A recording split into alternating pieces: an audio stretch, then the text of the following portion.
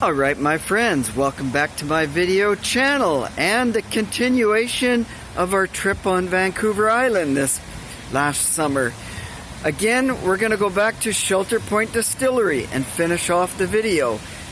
It's a bit more detailed this time, however I think it's important to share this type of information and these type of free distillery tour and free sampling of all their products there. So it was a pretty neat tour. I enjoyed it, and I hope you'll enjoy the video. So, with further ado, here it is. Check it out. Here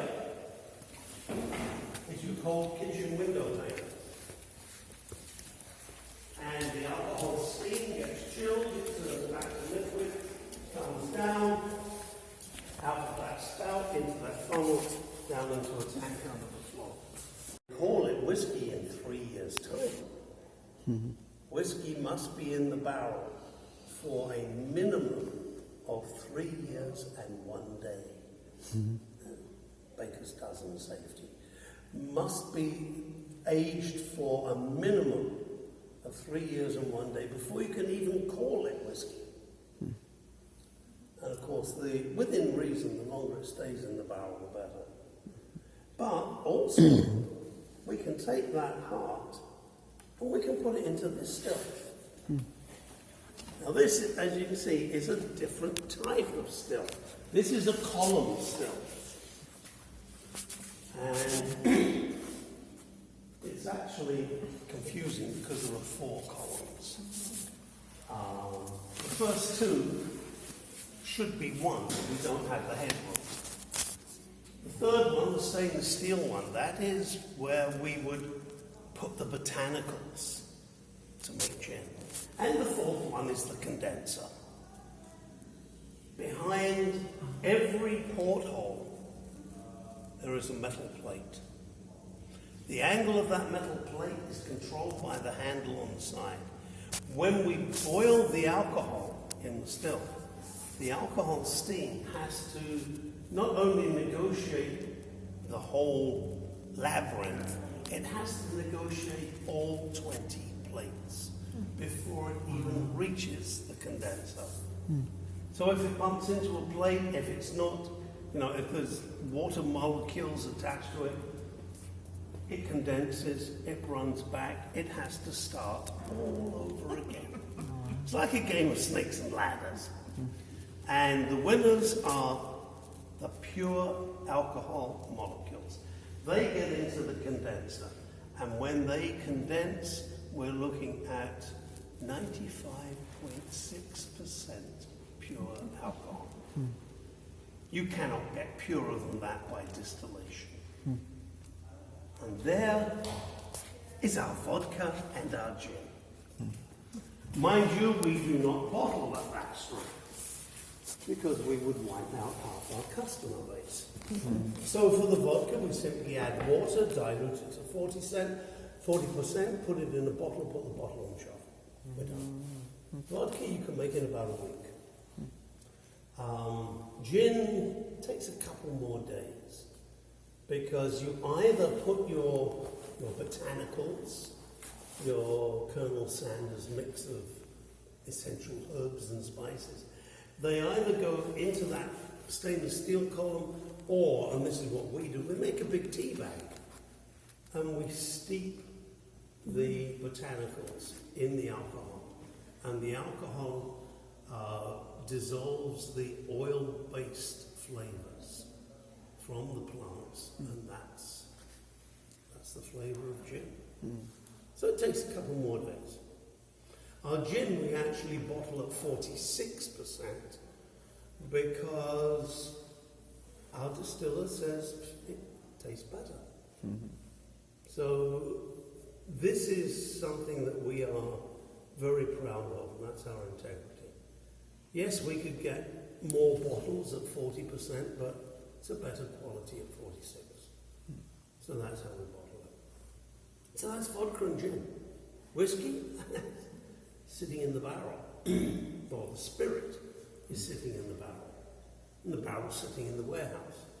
And a bit of sunshine out there, it's starting to warm up. So the warehouse is warming up, and the barrel's in the warehouse, and the spirit in the barrels. But when you warm a liquid, it will expand.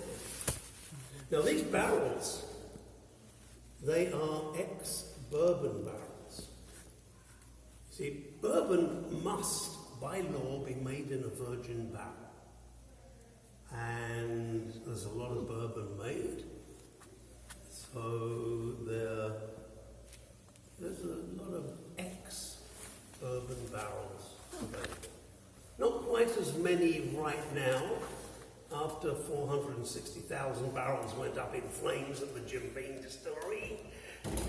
So yeah, I expect a shortage of barrels for about 460,000 barrels. Wow, I didn't know that. We thought we were doing well. We've got 2,000. Wow. Oh my God. So that there's a lot of these ex-bourbon barrels kicking around. So 90 to 95% of all the whiskey in the world except bourbon is made in ex-bourbon barrels. And the bourbon must be made in a virgin barrel. So they're constantly making more, constantly growing more trees. Yeah. When you warm your alcohol or any liquid, it expands. So it pushes into the wood and it mixes with the oils in the wood. Now the wood is American white oak. So it's mixing with these oils, tannin, vanillin, lignin, and the bourbon. And because alcohol has a low boiling point, it has an even lower evaporation point. So some of that alcohol is evaporating. But as that volume expands, the vapors get pushed through the pores in the wood, up into the air, gone, lost. All that alcohol. This is called the angel's share. The reasoning being, if you give the angels just a wee dram, then the angels will take care of the distillery, which is sweet. But impractical, because who wants to entrust their distillery to a bunch of drunken angels? Anyway, at night time, when it cools down, that volume of alcohol contracts, pulls out of the wood, bringing with it tannin, vanillin, lignin, bourbon, colour, flavour, pulling in fresh air with the flavour of the environment. Now, we're not talking much. On a really hot day, maybe a teaspoon. But it adds up over the years. And we are actually here, because of our climate, losing about 20% more than they lose in Scotland. So this is how, this breathing of the barrel, exhaling alcohol, inhaling fresh air, that's how whiskey matures. So our whiskey is actually maturing about 20% faster than it would in Scotland. Now this air that comes in, as I said, it has the flavour of the environment. So if you're up in the Scottish Highlands, you're going to get a heather flavour coming in. If you're down on the seashore, you're going to get salt. If you're beside a pig farm, you're going to go bankrupt. Here we have 200 acres of grain, and we have the ocean, salty grass. Now, a single malt whiskey tells you three things. One, it's whiskey. So it is fermented, distilled, grain sugar, matured in oak barrels. That catch-all phrase for whiskey. Malt. That sugar is derived from germinated barley. Single, it was all done in a single distillery. So every single malt whiskey has its own unique flavour that comes from its own micro-environment immediately surrounding the distillery. And that's what makes single malt whiskey so special. And that's how you do it. It's as simple as that. Do you have any questions? questions? Oh, come on, I'm not that good. The bottom line problem is over half the distilleries in Scotland, and in Canada for that matter, are owned by one multinational conglomerate that you've never heard of. That's the dangerous part. It's a group called Diageo. So, of course, a company of this size, all they're concerned with is the bottom line. So it's not the distillers making the decisions, it's the accountants. And so when the distillers say we need new barrels, the accountants say, no, just add caramel colouring. And I was telling these other people that this is the information I was given. I cannot verify it, and I cannot identify the distillery. But there is one distillery in Scotland that does not artificially colour their whiskey. Name? I wasn't given the name. Oh, okay. I'm so sorry. But that's the level to which the industry has sunk. Yeah. And it's all about the bottom line. Yeah. So what do you do with your used barrels? Well, we sell them off.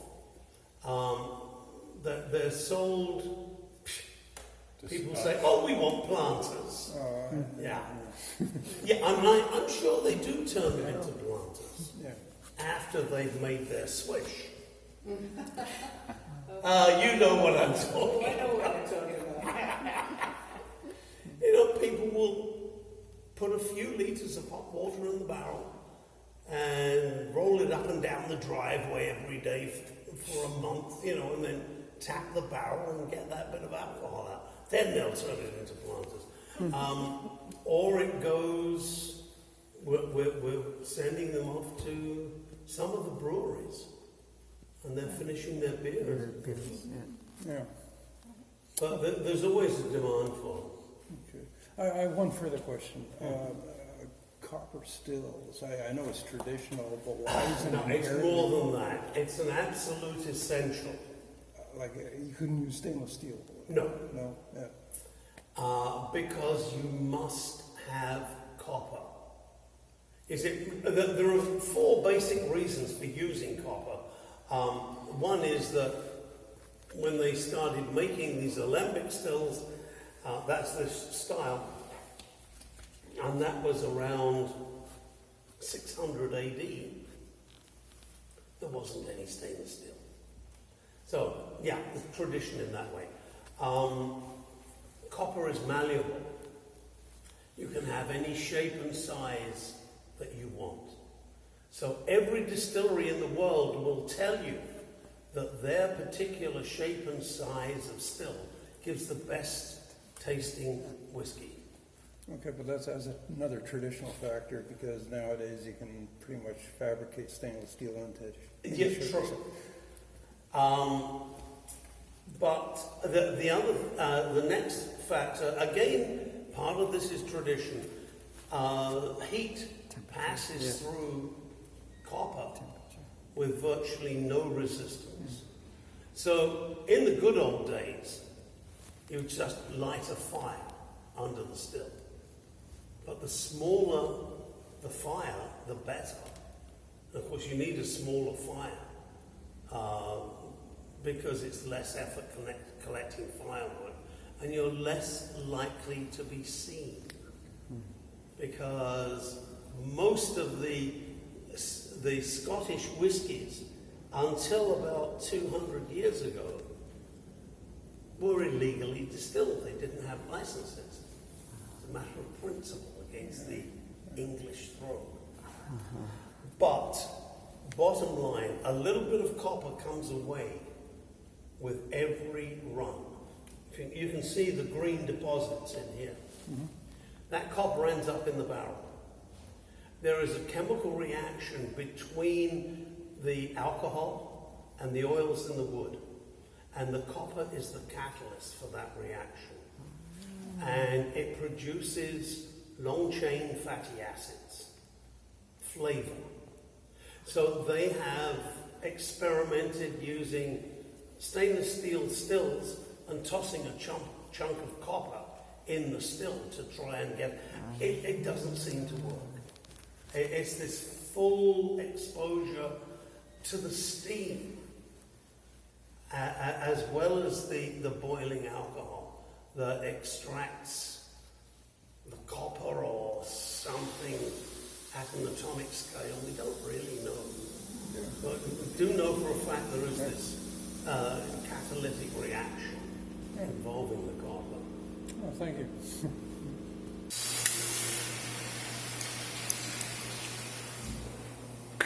Wow, the washrooms in here are fabulous. I like to have my van like that. Put the little tub style in there. Beauty. Crazy. Beautiful area. Wow. They have a little deck. Yeah, because the ocean's right there. River. See? Where? River. Oh, no, ocean. Not ocean. Yeah. Kimberley River. Ocean. Yeah, ocean. But it's an oyster river. We just passed right there, Oyster River. When you buy, it's very expensive. I went It's- to I think it's- winery. Cheaper at the liquor store, I The think. cheaper? Yeah. I know. That's why I went to winery shop. So my friends, thanks for spending time with us today at Shelter Point Distillery. You know what? Not the most exciting video, but you know what? I think it's important to share all this type of information and touring around places like this. So, until next video, thanks for watching. Stay awesome, be awesome, and we'll see you next time. Cheers.